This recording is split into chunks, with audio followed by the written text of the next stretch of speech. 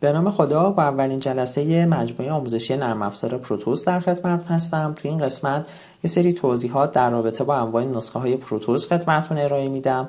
نحوه نصب نرم افزار رو خدمتتون توضیح خواهم داد و محیط نرم افزار پروتوس رو با هم دیگه بررسی میکنیم و قسمت های مختلفش رو خدمتتون توضیح میدم. همونطور که مستحضر هستید، در واقع برای نرم افزار پروتوس در حال حاضر 2 نسخه وجود داره که شما از هر کدوم که راحت تر بودید میتونید استفاده بکنید. یکی پروتوس نسخه 7 هست و یکی هم پروتوس نسخه 8 هست که حالا از لحاظ امکانات تفاوت چندانی با همدیگه ندارن. فقط پروتوس نسخه 8 داره یه سری کتابخونه‌های جدیدتر و اضافی تر هست که البته برای پروتوس نسخه 7 هم میتونید اونها رو تهیه بکنید. من از پروتوس نسخه 7 استفاده کردم. خب محیطش رو الان اگر با همدیگه اجرا بکنیم خواهید دید که تفاوت چندانی با همدیگه ندارن. من پروتوس نسخه 7 رو اجرا میکنم، یه خورده طول میکشه. به این شکل محیط نرم افزار در واقع برای ما اجرا میشه. خب برای اجرا کردن پروتوس 8 هم به این شکل من این رو هم نصب کردم. شما هم میتونید هر دوتا رو داشته باشید. خب این رو به یک سمت میکشم. زمانی که در واقع پروتوس 8 رو اجرا میکنید یک همچین محیطی خواهید دید که از این قسمت مثلا میتونید شماتیک رو که همون در واقع شبیه ساز پروتوس هست رو انتخاب بکنید. همونطور که میدونید با پروتوس شما میتونید PCB هم طراحی بکنید و یه سری کارهای دیگه هم میتونید انجام بدید. خب من این قسمت رو انتخاب میکنم. این هم پروتوس نسخه 8 هست که الان هر دوتا رو باز کردم. ملاحظه میفرمایید که اکثر قسمت‌هاش شبیه به همدیگه هستن، فقط از لحاظ گرافیکی یه خورده مثلا نسخه 8 تغییر داره و یک حالت گرافیکی تر رو به خودش اختصاص داده که حالا خیلی مهم نیستش. و همونطور که خدمتتون توضیح دادم یه سری کتابخونه‌هاش هم اضافه تر هست. البته شما میتونید برای نسخه 7 هم این کارها رو انجام بدید. خب الان محیطش رو به صورت کامل با همدیگه بررسی خواهیم کرد. اکثر دوستان در واقع توی نصب پروتوس مشکل دارن.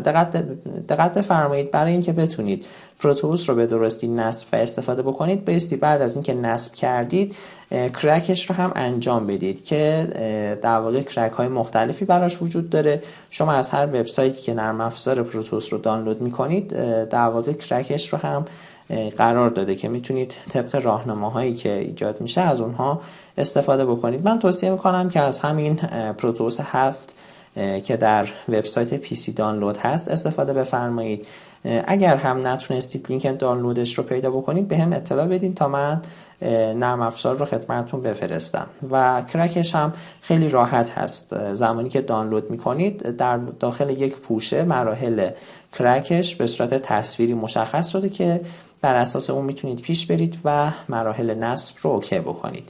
خب اینها یه سری توضیحات در خصوص نحوه نصب و در واقع نسخه های مختلف پروتوس بود. بریم سراغ نرم افزار پروتوس و ببینیم از چه قسمت هایی تشکیل شده. مثل سایر نرم افزارها در واقع نرم افزار پروتوس هم دارای یک منوبار هستش که این قسمت بالایی محسوب میشه و یه سری در واقع توی این قسمت ها منوهایی وجود داره که حالا برخی هاشون رو توی سایر نرم افزارها هم دیدید ولی برخی هاشون اختصاصی هستش. مثلا از قسمت فایل یه سری کارهای روتین مثل باز کردن یک پروژه جدید یا مثلا سیو کردن پروژه و در واقع ایمپورت کردن، اکسپورت کردن میتونید انجام بدید که حالا اینها رو خدمتتون توضیح خواهم داد. خب از قسمت ویو در واقع میتونید این پنلی که حالا در داخل این قرار داریم و برای در واقع شبیه سازی و در واقع رسم مدارامون هست یه خورده تغییر بدیم که مهمترین گزینش همون گرید هست که حالت در واقع این پنل رو مشخص میکنه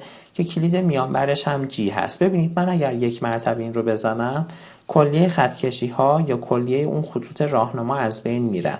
میتونم یک بار دیگه کلید جی رو از کیبورد بزنم. ملاحظه می‌فرمایید که در این حالت فقط نقطه چین ها برام نمایش داده میشه و اگر یک مرتبه دیگه بزنم اینها رو به صورت شطرنجی برام نمایش میده که شما خیلی راحت میتونید مدارهاتون رو با استفاده از این خطوط راهنما رسم کنید. البته میتونید اونها رو اعمال هم نکنید، هیچ مشکلی پیش نمیاد. خب قسمت بعدی که وجود داره در واقع این قسمت ها زیاد کاربردی نیستش، باهاشون کار نداریم. خب قسمت بعدی که وجود داره در واقع برای این هست که شما فاصله این شبکه ها رو یا در واقع این حالت شطرنجی رو با از همدیگه در واقع مشخص بکنید که به چه شکل هست.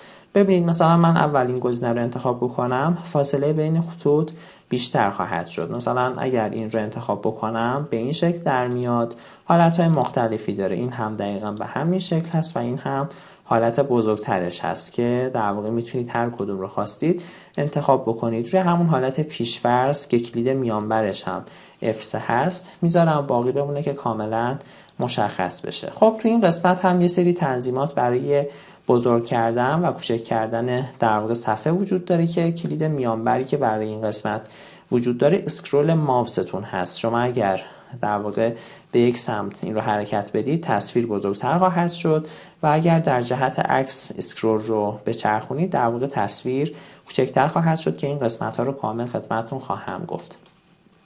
و یک قسمت تول بارز هم داره که حالا فعلا با این کار نداریم، هر کجا که لازم باشه توضیحاتش رو خدمتتون ارائه میدم. خب در قسمت ادیت کار خاصی انجام نمیدیم، فقط در واقع آندو و ریدو وجود داره که در واقع حتما با این قسمت ها آشنا هستید. توی سایر نرم افزارها هم وجود داره و کلیدهای میانبرش کنترل Z و کنترل Y هست که حالا این قسمت میگم به اون شکل مهم نیست چون توی اکثر نرم افزارها وجود داره. این قسمت تولز یه قسمت اختصاصی برای نرم افزار پروتوس هست که از قسمت‌های مختلفی تشکیل شده که اینها رو هم در جلسات آتی به صورت کامل بررسی خواهیم کرد و خدمتتون توضیح میدم. خب در قسمت دیزاین میتونید طراحی هایی که انجام میدید یا مداراتی که رسم میکنید رو مدیریت بکنید. در واقع میتونید مثلا یه سری ادیت هایی رو روی اونها انجام بدید و یه سری پراپرتی های خاصی رو لحاظ بکنید که اینها رو هم خدمتتون توضیح خواهم داد. خب در قسمت گراف که حالا خیلی باهاش کار نداریم میتونید یه سری کارهایی که مربوط به رسم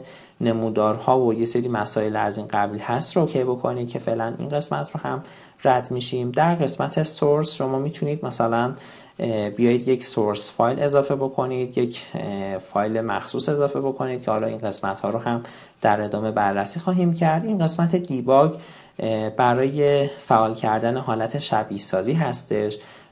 در واقع زمانی که شما مدارتون رو ایجاد کردید و در پروتوس اون رو رسم کردید در نهایت بایستی بتونید که اون رو شبیه سازی بکنید. در این صورت میتونید از این قسمت استفاده بکنید و مثلا استارت دیباگینگ رو بزنید که کلید میانبرش هم مشخص شده. البته کلیدهای میانبر دیگه هم وجود داره که الان خدمتتون معرفی خواهم کرد. خب از قسمت لایبرری که همون کتابخونه ها هست میتونید کتابخونه اضافه بکنید، اونها رو کامپایل بکنید یا حالا یک کتابخونه جدید ایجاد بکنید که اینها رو هم خدمتتون توضیح خواهم داد.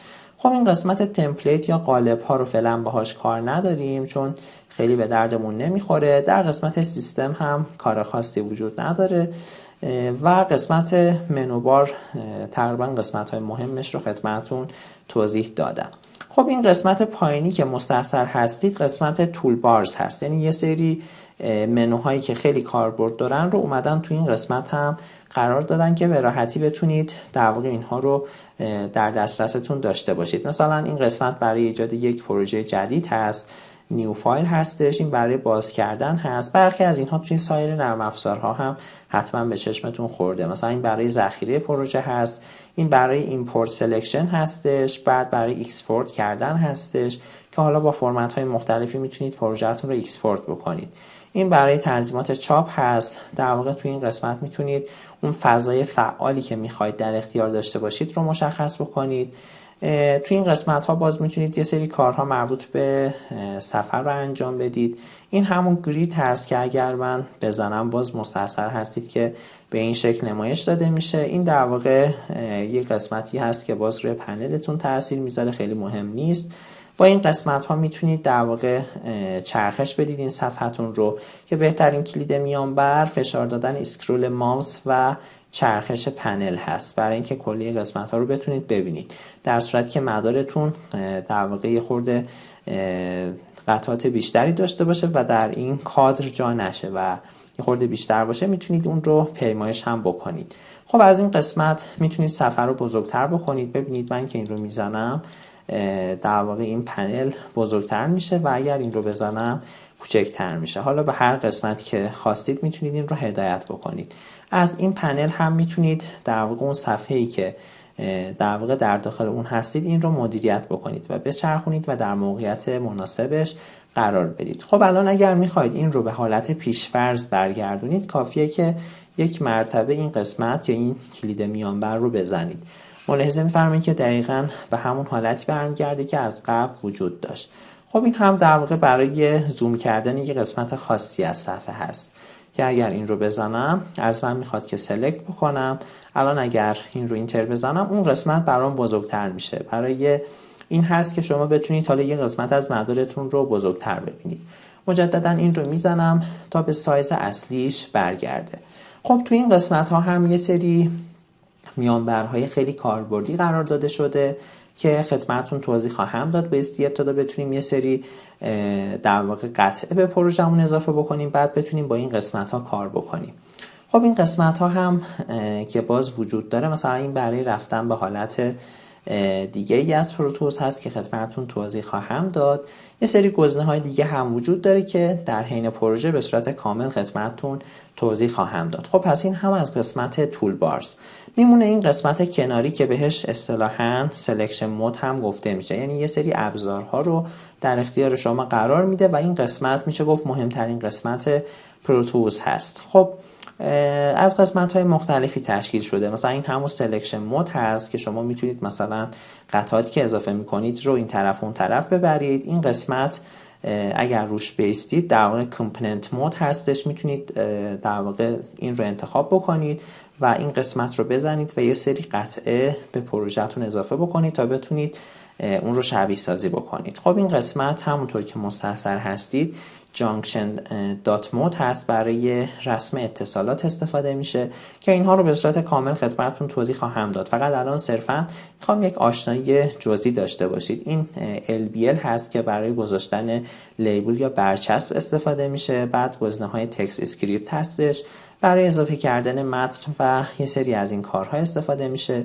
باس مود هستش که برای کاهش ارتباطات، کاهش سیم کشی میتونید استفاده بکنید.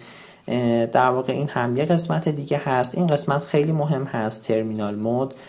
شما میتونید زمانی که این رو انتخاب میکنید ملاحظه می‌فرمایید که تو این قسمت گزینه‌هاش تغییر پیدا میکنه. میتونید مثلا گراند استفاده بکنید، پاور استفاده بکنید یا یه سری مکانیزم دیگه استفاده بکنید که حجم سیم کشیتون کاهش پیدا بکنه. ببینید برخی از اینها رو وقتی که انتخاب بکنید گزینه‌ها هم متناسب با اون تغییر پیدا میکنه. مثلا زمانی که به حالت کامپوننت مود میرید در واقع این حالت برای شما نمایش داده میشه که الان اگر من یک قطعه اضافه بکنم، مثلا من یک LED ساده اضافه میکنم که الان این قسمت رو کامل خدمتتون توضیح خواهم داد. مثلا یک LED قرمز رنگ. خب دوبار کلیک بکنم میاد تو این قسمت ظاهر میشه.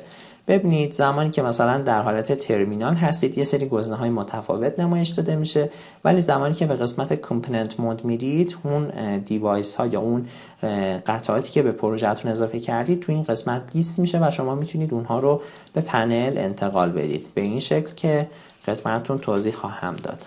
خب پس این قسمت رو هم خدمتتون گفتم. دیوایس پین مود هستش که حالا این قسمت ها رو هم توضیح خواهم داد خدمتتون.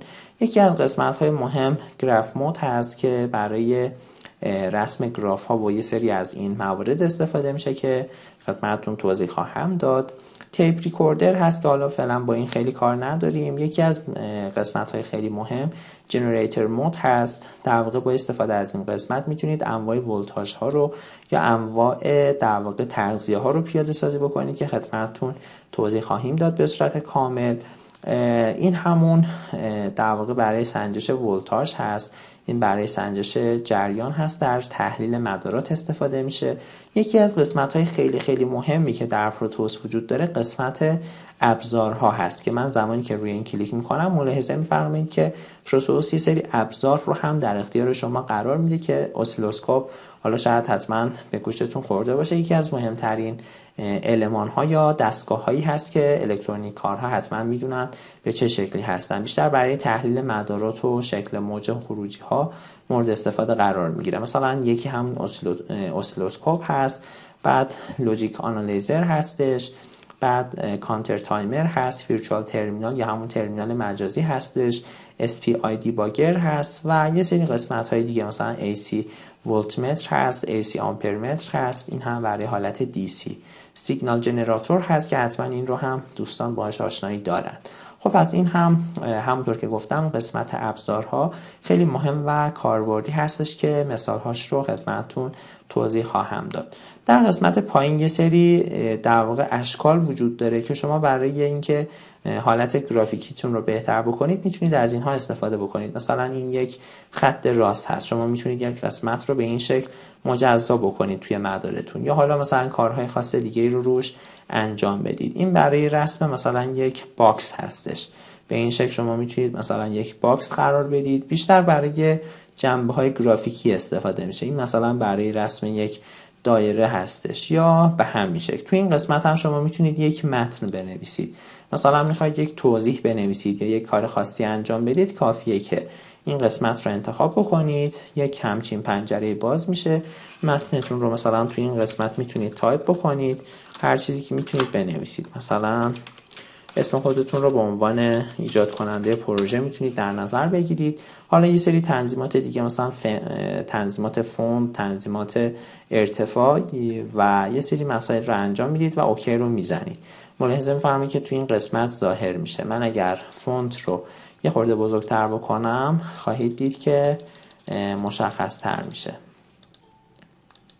خب البته برخیاشون پشتیبانی نمیشه که اینها رو کامل خدمتتون توضیح خواهم داد. اجازه بفرمایید مثلا یک فونت دیگه انتخاب بکنم. این هم مثلا همون حالت پیش‌فرض شاید مناسب باشه. یک فونت دیگه. خب میگه که فیلد استرینگ بایستی پر بشه. ببینید من زمانی که تغییر میدم این قسمت هم کلا از بین میره. من مجددا یک متن دیگه اجازه بفرمایید اول این قسمت رو اوکی بکنم. مثلا یک این بنویسم برای این قسمت.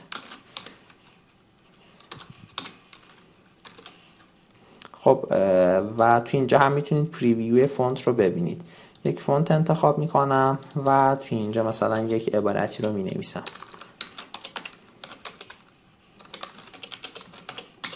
خب الان اوکی بزنم به این شکل نمایش داده میشه که در اختیارتون هست. حالا میتونید مثلا این رو جابجا بکنید. در این صورت بایستی این ابزار انتخاب رو تو این قسمت تغییر بدید، سلکشن مود رو انتخاب بکنید و متنتون رو به هر طرف که خواستید میتونید هدایت بکنید. یک بار انتخاب میکنید و بعد به قسمت‌های مختلف هدایت میکنید. الان میخوام کل اینها پاک بشه، همش رو در واقع سلکت میکنم، دیلیت رو میزنم. ملاحظه می‌فرمایید که به سادگی پاک میشه. پس این هم قسمت تکست که خدمتتون توضیح دادم. خب تو این قسمت هم یه سری ابزارها وجود داره، بیشتر برای این هستش که شما بتونید قطعاتتون رو چرخش بدید، مثلا 90 درجه بچرخونید یا مثلا 180 درجه بچرخونید یا یه سری کارهایی از این قبیل انجام بدید. دقت بکنید مثلا من یک LED به پروژه اضافه میکنم که حالا این قسمت رو کامل خدمتتون توضیح میدم. یه خورده سایز رو بزرگتر میکنم، هم میتونید از این قسمت زوم این رو بزنید، هم میتونید اسکرول ماوستون رو بزنید تا این بزرگتر بشه. بعد این رو انتخاب میکنم، یک بار سلکت بکنید، ملاحظه میفرمایید که قرمز میشه. ببینید من یک بار که سلکت میکنم کلیک میکنم قرمز میشه. حالا مثلا میتونم این رو چرخش بدم، الان تو این قسمت چرخش پیدا کرد. الان اگر مجددا بیام این رو اضافه بکنم این حالت چرخشش اعمال شده و خیلی راحت تر میتونید مثلا توی برخی از پروژه ها بهتر هست که LED رو به صورت چرخشی بذارید. در این صورت از این قسمت این رو میچرخونید و میایید به پنلتون اضافه میکنید. یا مثلا دقت بکنید من اگر تو همین قسمت اگر این قسمت رو انتخاب بکنم و 180 درجه بچرخونم جهتش کلا عوض میشه، یعنی قسمت مثبت و منفی یا کاتود و آنود با همدیگه عوض میشه. ببینید کاملا مشخص هست که حالا این قسمت ها رو بیشتر خدمتتون توضیح خواهم داد. اینها رو هم دیلیت میزنم تا پاک بشه و مجددا این رو میارم روی همون حالت دیفالتش قرار میدم. همونطور که گفتم برای اضافه کردن قطعه خاص بایستی از این قسمت کامپوننت مود رو انتخاب بکنید و توی این قسمت پی رو انتخاب بکنید که پیک فرام لایبرری هست. میتونید از کتابخونه وسیع پروتوز قطعاتتون رو انتخاب بکنید. ببینید به چند شکل میتونید انتخاب بکنید. یا بایستی طبقه بندی یا کاتگوریش رو بدونید که مثلا قطعه شما در طبقه بندی مقاومت ها هست، LED ها هست، IC ها هست، یا حالا هر چیزی که میتونه باشه.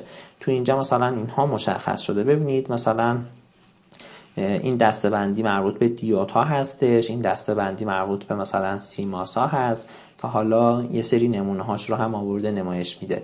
این قسمت مربوط به کپاسیتور یا همون خازن ها هست. اینها برای آیسی های آنالوگ هست. مثلا برای مقاومت ها رو اگر بخوایم پیدا بکنیم بایستی دسته مقاومت رزیستور هست، این قسمت رو انتخاب بکنیم.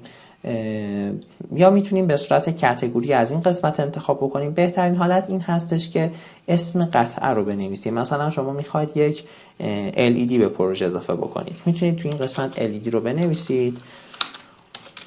حالا میخواید LED تو مثلا سبز رنگ باشه، یک فاصله و رنگش رو هم مشخص بکنید. ببینید تو این قسمت برای شما میاد یه سری قسمت رو یا یه سری دیوایس رو پیشنهاد میده که حالا محدودتر میشه هر مقدار که مینویسید. من روی این که قرار بگیرم در واقع تو این قسمت شماتیکش نمایش داده میشه.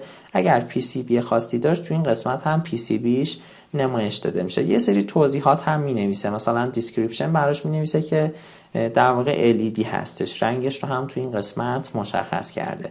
حالا اگر بخواید این اضافه بشه کافیه که روش دوبار کلیک بکنید. ببینید دوبار که کلیک میکنم اومد به این قسمت اضافه شد.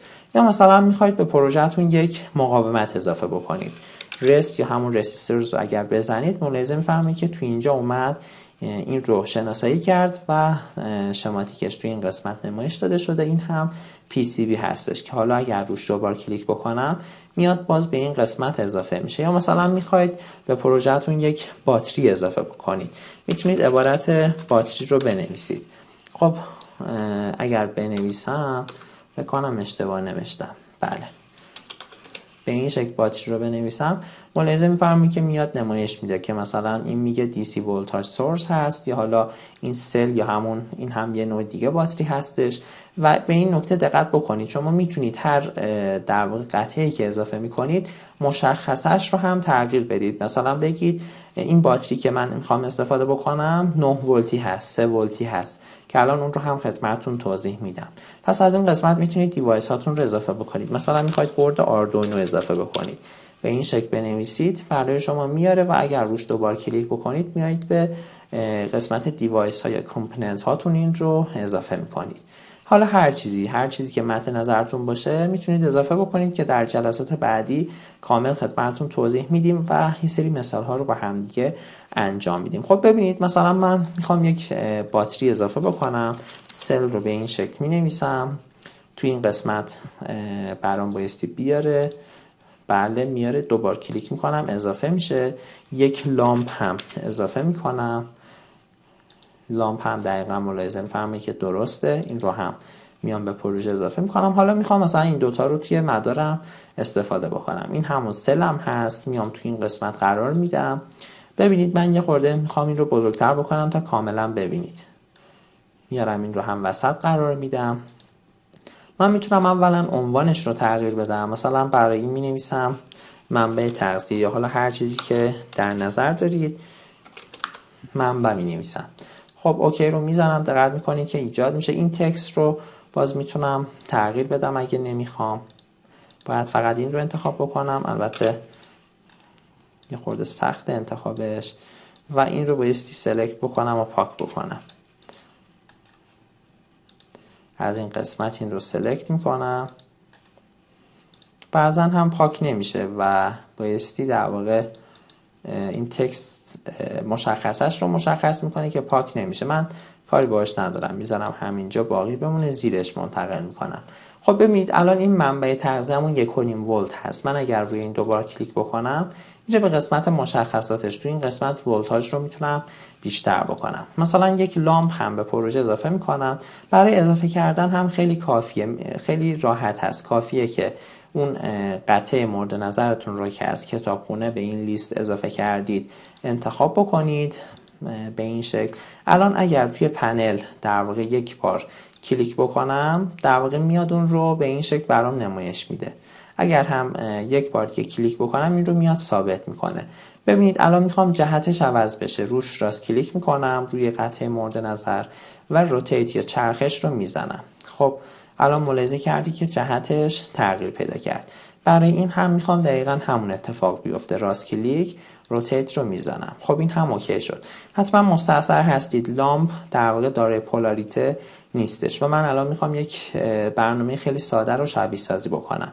یک قسمت باتری رو میام به این مثبت، از مثبت باتری میام به یکی از قطب‌های لامپ متصل میکنم، منفی رو هم به یکی دیگه متصل میکنم. الان این یک مدار خیلی ساده هست. ببینید برای اینکه این رو شبیه سازی بکنم کافیه که از این قسمت دکمه پلی رو بزنم. پلی رو میزنم، یه خورده منتظر میمونیم. الان این در واقع اجرا خواهد کرد. الان حالت نات ریسپاندینگ رفت ولی این مشکلی وجود نخواهد داشت توی سیستم شما و این در واقع توی سیستم من یک همچین مشکلی به وجود اومده که الان اوکی میشه.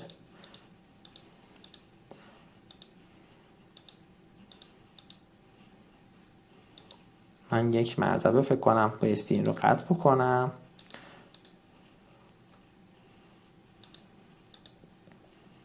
این مشکلات به ندرت پیش میاد توی پروتوس ولی احتمال داره که برخی از مواقع هم به وجود بیاد. من مجددا نرم افزار پروتوس رو باز میکنم، همون کارها رو انجام میدم. الان پیام میده که میخوای ریکاور بشه، من یس رو بزنم تا اون قسمتی که در واقع سیو کرده بود رو برام برمیگردونه. خب من از این قسمت اون دوتا رو باز اضافه میکنم. یکی سل هست که همون باتری من خواهد بود و یکی هم لامپ هست. خب اینها رو اضافه کردم به پروژه. یه خورده این رو بزرگترش میکنم، باتری رو تو این قسمت قرار میدم، لامپ رو هم تو این قسمت. البته این LED شد، درسته من لامپ رو میخوام. LED رو هم میتونید پیاده سازی بکنید، هیچ فرقی نمیکنه. خب از مثبت میام به این قسمتش وصل میکنم، از منفی هم به این قسمت. الان باتری 1.5 ولته ولی در واقع لامپ هم 12 ولتیه. این رو اجرا میکنم. ببینید الان این شبیه سازی شد دیگه، کاملا مشخصه. لامپ روشن میشه ولی شدت روشناییش خیلی کمه. چرا؟ چون لامپ 12 ولتی هست ولی منبع تغذیه من 1.5 ولتی هست. ببینید من این رو استاپ میکنم، روی باتری دوبار کلیک میکنم تو این قسمت و از این قسمت مثلا میگم این بشه 12 ولتی. اوکی رو میزنم.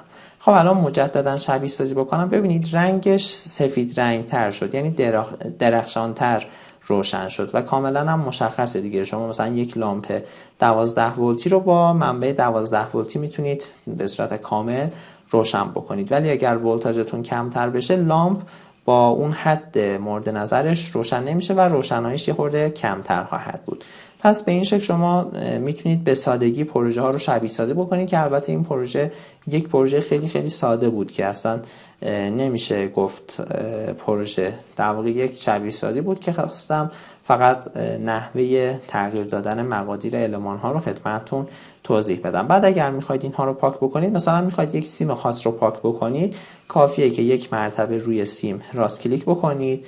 الان یک مرتبه که راست کلیک میکنید ملاحظه میفرمایید که این رنگش قرمز رنگ میشه. مجددا راست کلیک بکنم پاک میشه. ببینید روی قطعه هم به این شکل. میخوام لامپ رو پاک بکنم، دوبار راست کلیک میکنم پاک میشه و به همین شکل. پس تو این قسمت تقریبا سعی کردم یه سری قسمت های مربوط به پروتوس رو خدمتتون معرفی بکنم و محیطش رو خدمتتون توضیح بدم. انشالله از جلسات بعدی وارد قسمت های پیشرفته ترش خواهیم شد و مطالبش رو به صورت کامل خدمتتون توضیح خواهم داد. موفق و پیروز باشید. باز هر اشکال، سوال و راهنمایی نیاز بود، من در واقع میل و آیدی تلگرامم رو نوشتم، میتونید مطرح بکنید تا در اسرع وقت خدمتتون توضیحات لازم رو ارائه بدم. امیدوارم مورد استفادهتون قرار گرفته باشه. موفق و پیروز باشید.